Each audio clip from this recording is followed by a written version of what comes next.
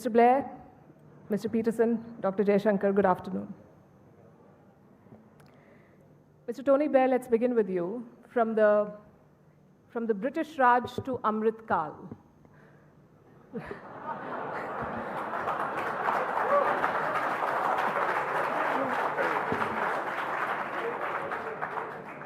Thank you. From the British Raj to Amrit Kal, we're talking about two different worlds connected by cricket. The world has changed and cricket has changed. What sort of parallels and divergences do you see? Right, well, thank you, Palki, for that introduction. So, look, I think the change that's happening in the world today is, people talk about whether power's shifting east. I think it's not so much shifting as today power is going to be shared. Right? There is no doubt that the rise of China, the rise of India now has changed geopolitics. You've got Indonesia now becoming an increasingly powerful country. I think the Philippines is going to make great strides. Vietnam, its economy has surged enormously over these past years. So I think we are definitely in a new era. But I think there are several things that are interesting about it that need reflecting. I think the real challenge today is how you make sense of this shifting geopolitics. And in that, I think the position of India is absolutely critical, because the progress of India in these last years has been remarkable and extraordinary. And I think the position of India now, this is again my view as an outsider, is potentially more powerful than it's ever been. With the G20, this is in a way a demonstration of its authority on the global stage. But increasingly around the world, when countries are worried about whether they have to choose between the USA and China, I think India is a country seen by many as an objective friend. And I think it's got the opportunity now to lead the global south in a way that's never been true before. But your point of power being shared and not shifted so much, is the West prepared to share that power? Because I do not see a lot of enthusiasm on United Nations Security Council reform to start with. Yeah, but the West has got no option.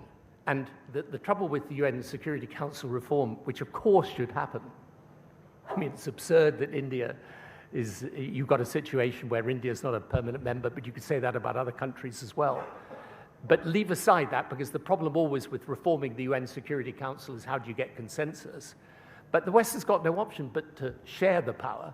The question is how you make sense of international diplomacy in this new world. Dr. Jaishankar, India today is a bigger economy than Britain. It is a geopolitical power. It is a post-colonial country that dominates the originally English sport of cricket. Would you call it a reversal of power? Would I call it? A reversal of power.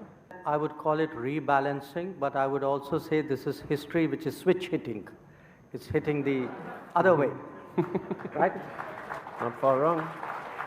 But seriously,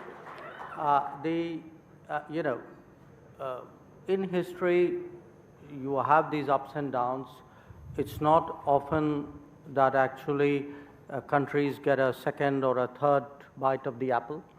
I think India today is in a very unusual position that it is once more very decisively upwardly mobile, which a lot of other civilizational states, barring one actually, are not anymore in a position to do. Where the UK is concerned, I think it's a very complex relationship. I mean, there's a lot. The most popular film in India last year was a film called RRR, and this had to do with the British era. And just I'm trying to put it delicately, you weren't the nice guys in the movie.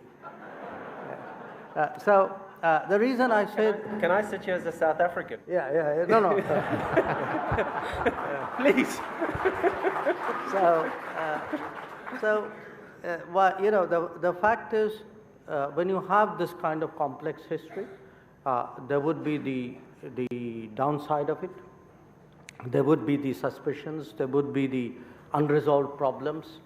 At the same time, there will be bonds. There will be similarities, and you know, cricket happens to be one of them. Now, in terms of the shifting weight of cricket, when it started to shift, actually people, I think, suggested we were better at the business of cricket than in the game of cricket. I think by now, barring this match, by now I think the game of cricket has shifted as well. Would you say we've also aced the politics of cricket, not just the game? We've been able to successfully weaponize it specifically against some of our Western neighbors. No, I wouldn't. We don't weaponize anything. We are nice people. I strongly rebut that. Look, when anything is successful, there's a natural desire to be part of that. Now, it's understandable, but if you want to be part of what is good, what is decent, what is doing well in the world, then it's also expected that the rest of your behavioral pattern would reflect that.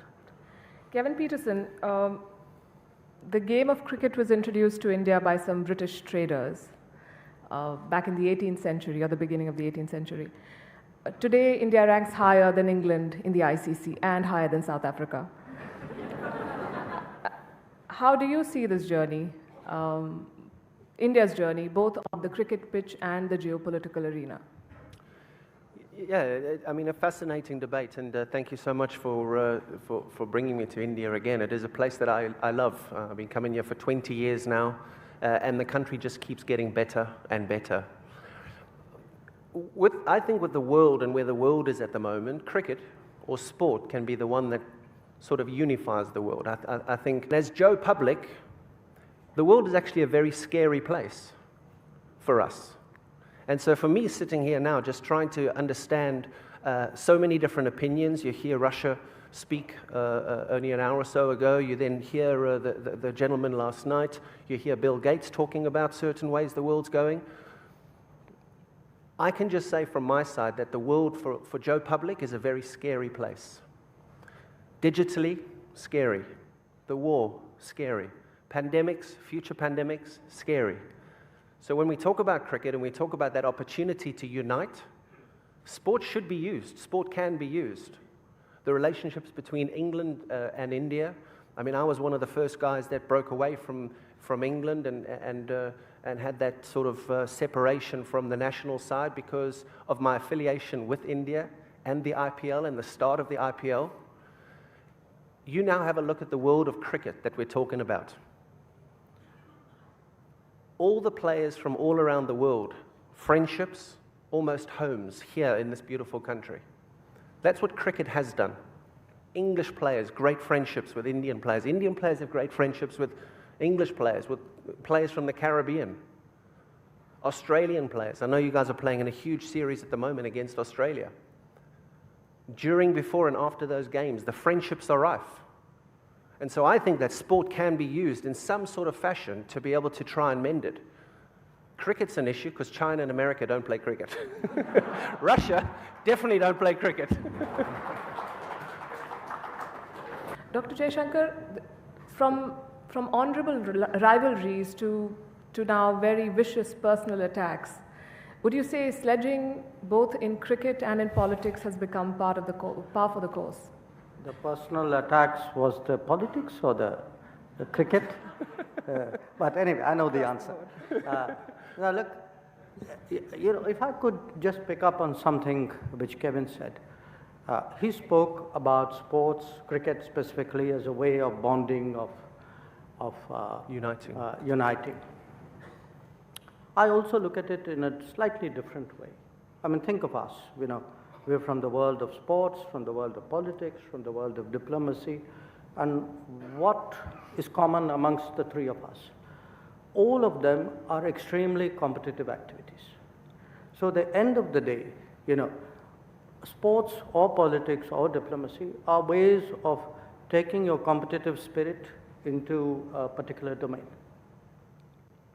Now, when you speak about leadership, leadership is about making choices, having the courage to make the choices at difficult moments in the middle of a competition.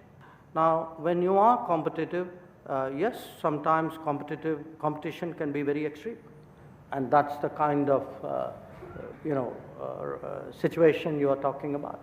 It will happen because not everybody would play by the rules. Not everybody. Sometimes it could be temperament. Sometimes it could be the compulsions of a situation.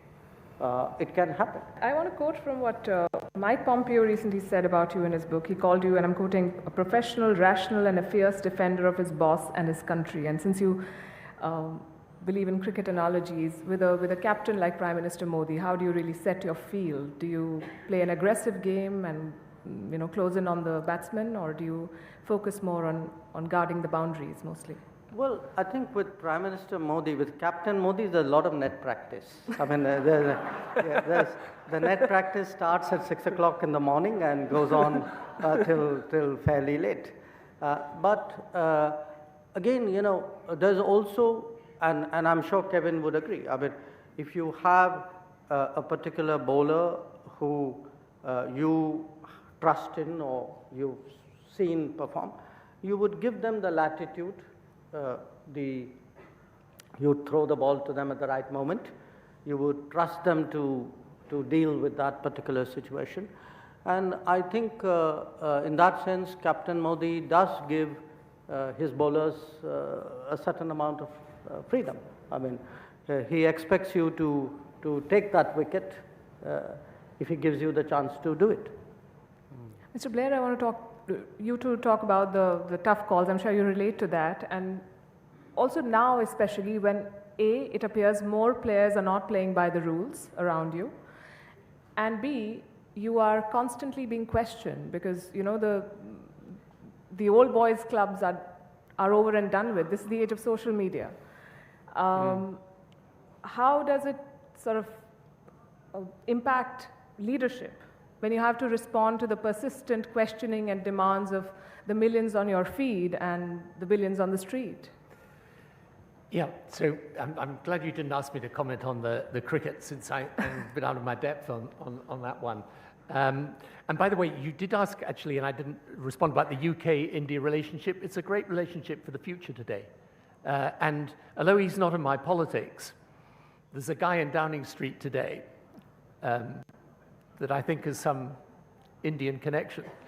So that's a demonstration, by the way, I hope, of the open-mindedness of my country as well, which is a good thing to say. So you asked about leadership. Look, the thing about leadership in an era of social media is it's just got a lot more tough. Okay, because the thing about social media is it's frankly a plague on politics, really, because it's the platform for the loudmouth. I mean, in the end, I'm going to offend some people here, but I'm sorry, but the fact is, one of the first lessons of leadership is to understand that those that shout loudest don't deserve to be heard most. Right? Unfortunately, social media, that's where they're shouting loudest. And so leadership's been the same since time immemorial. Leaders step up when others step back. Leaders are prepared to take responsibility and take decisions. And most of all, leaders know that criticism comes with the job. I always say to people, if you don't want criticism, don't become a leader. And there's one other thing, by the way, that good leaders do, and here I think cricket is a useful analogy. A good leader picks a good team. There you are. Absolutely.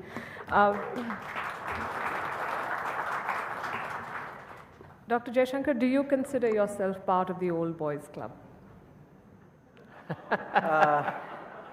Well, I recently used the word old, and a few people commented on it. I wasn't obviously using it for myself at that point of time. Old boy club, not really, because in an interesting way, I think that kind of concept really doesn't exist in today's India. Certainly not in the the kind of environment that I've been in, neither in politics nor actually even in diplomacy anymore. So the answer is no, I wouldn't consider myself to be part of the old boys club. But that's how I see myself. I mean, I don't know what you do. No, I've always wanted to ask you this question. How did the transformation from a diligent diplomat to a rock star neta come about? I mean, you're being quoted by the German Chancellor. Meme makers are going through your speeches to look for content. Did you think foreign policy is going to become so popular in India? When they say foreign policy does not win elections, this immense interest. You know, I think some of it is the times. It's the situation. Again, we're all agreed the world's in a very tough place. Because the world's in a tough place, I think more people are getting interested in the world. They're interested in the problems of the world. They're interested in the solutions of the world. The second is actually the globalization of India itself. You know, ask yourself, we have 1 million students, Indian national students out in the world at any given point. There are 34 million Indians and people of Indian origin abroad in the world, and many of the people of Indian origin in some way remain connected to India. So much, you know, many more Indians are traveling, many more Indians today have businesses outside, our exports are more. Even at home, a lot of people sitting at home do more business outside. So what has happened to my mind in maybe the last decade or so has been a very unconscious but actually a very deep globalization of India. And therefore young people especially, but not only young people, I think take much more interest in the world than they used to. Now when they take interest in the world, you know, I guess they would like to see, you know, like a cricket team, you would like to see, you know, people out there go and perform well. You know, you don't only want to win matches at home, you want to win matches abroad as well. Indeed, we do. Kevin Pietersen, you've been described as and I'm quoting, a maverick genius who refused to fit in and had to pay the price for it. Is that how you see your journey? And what does it really take to be an outlier in a world that is increasingly being led by people who depend on data crunchers, who depend on processes and systems, and not always their gut feeling? I think you've just got to believe in yourself. And you've also got to believe in the people around you, as Mr. Jaishankar has just mentioned there now. It's about using all your resources, and what Tony said about picking the right team and picking your best team. And I think in the world that we live in now, you've got to be so strong-willed, and you've got to have that determination to do anything, almost anything, within the rules to succeed. I think in this digital age that Tony alluded to there, I think it's incredibly difficult. Without accountability for anything that anyone may say, anyone in this room may be saying something about one of us right now on their device with zero accountability. I think it's that self-determination and that sort of tunnel vision to try and set yourself that goal to achieve something that cannot be interfered with. My career was towards the end of that boom in social media, and I think I finished 2018, but 2000 sort of the height of my career was 2007 to 2012 to 2013, and social media wasn't what it is now. I think it's a cesspit, if I'm honest, and I think it's a dangerous place. Mr. Blair, is that how you see social media, as a necessary evil, which has clearly changed the rules of engagement between leaders and their constituencies? Yeah, but I think, you know, we focused on the negative side of technology, and, you know, technology does have its negative side. The thing I'd like to say, though, is technology has its positive side. I mean, we're living through a 21st century technology revolution that's every bit as revolutionary as the 19th century industrial revolution. And it's going to change everything. And basically, one of the great challenges of leadership today in politics is how do you harness the opportunities of that technology revolution? Because AI, cloud computing, bioscience, everything is going to change. The way we live, the way we work, the way we think and interact with each other. And the biggest challenge, in my view, is that the policymakers and the change makers are often in two different rooms not talking to each other. And they need to talk to each other. Kevin's absolutely right. You know, you're bringing up children in a completely new world where they're subject to all sorts of influences and so on. But this technology revolution is central. And it's one of the reasons why India's done so well in these last years. Because I think, you know, Prime Minister Modi has understood the importance of it. And your digital ID program, I think it's one of the most important programs. I keep saying to people around the world, if you want to see an example of a reform that leads to real results and shows that government can work for people, look at India's digital ID program. It's been a remarkable transformation. And, you know, that's where, by the way, if you want to help some of the poorest countries in the world today, I think a lot of the poorest countries in the world, if they embrace technology in the right way with the right help, they don't have to replicate the legacy systems of developed countries. They can actually, in health, in education, and in the role government plays, they can bypass all of that. So technology, yep, it's got its downsides, but it's a fact, and if we understand it and we master it properly, we can make it work for people. Dr. Jaishankar, was this a sort of a conscious leadership call that this is the age of IPL, we don't want specialists, we want all-rounders, we want leaders who can deliver on policy and also communicate it effectively?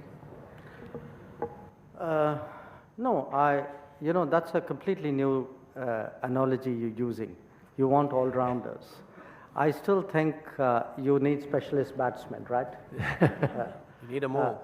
Yeah, so all-rounders have a use, but I think you also have people who have domain skills. My sense today is actually governance has become very complex. In an interesting way, where politics is concerned, you know, it's not so much politics has become complex, but how do you explain that governance to people? And to some extent, how do you motivate them? I think today part of politics is also to communicate that to people, so that they become participants in it. After all, you know, they are the beneficiaries, they are the stakeholders. So in that sense, yes, you know, both in a curious kind of way, you got to do more things, but also in the same breath, I would say you got to do your own thing that much better, because people are going to hold you to account much more strictly than before. So do you agree with them when they say that social media is dangerous? I have 2.5 million followers and I like them. So. Wonderful. Kevin Pietersen. How many? 2.5 million. I started late. And I never started. You've done well. Your take on politics today, and since you've spoken about how so many things in the world today bother you, are you thinking of taking a plunge in politics and probably fixing some of them? I think it's the poison chalice at the moment, but I think with the poison chalice comes incredible leaders. And if leadership is something that you want to get involved in and you are going to cop a lot of stick with, and you want to accept it and you want to understand it and you want to acknowledge the fact that it's going to happen, then absolutely. I mean, just sitting here as Joe Public, being invited to this conference and being privy to some of the conversations, I know I speak for a lot of people wanting the world to be a better place.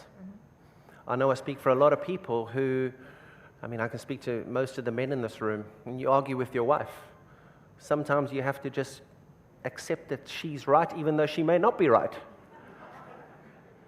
But to have peace, sometimes you need to do that.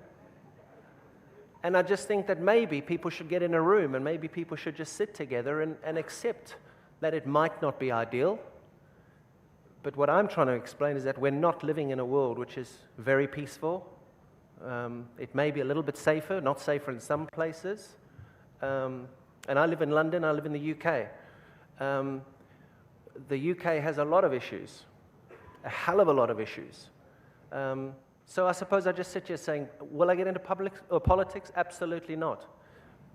But as somebody who has access to rooms like this, and lucky enough around the world can have access to some pretty cool people and some fun conversations, if there are people in this room who can make this world a better place and can say to their wife, yes, you're right, even though you're not right, but for peace, make it happen. Please. I think just getting people together in the room is sometimes not enough. You can ask Dr. Jaishankar, he tried yesterday. That I understand as well. When you're playing against Australia, you're playing against India, sometimes things don't work. They may not work for the first month, they may not work on the second trip, but on the third trip, they might work. What? Do you want to comment? I was just tempted to say I wasn't negotiating with my wife. I'm going to thank you all for your comments, and I'm sure your words will inspire many and will give guidelines for leaders of the future. Thank you very much, and all the best. Thank you.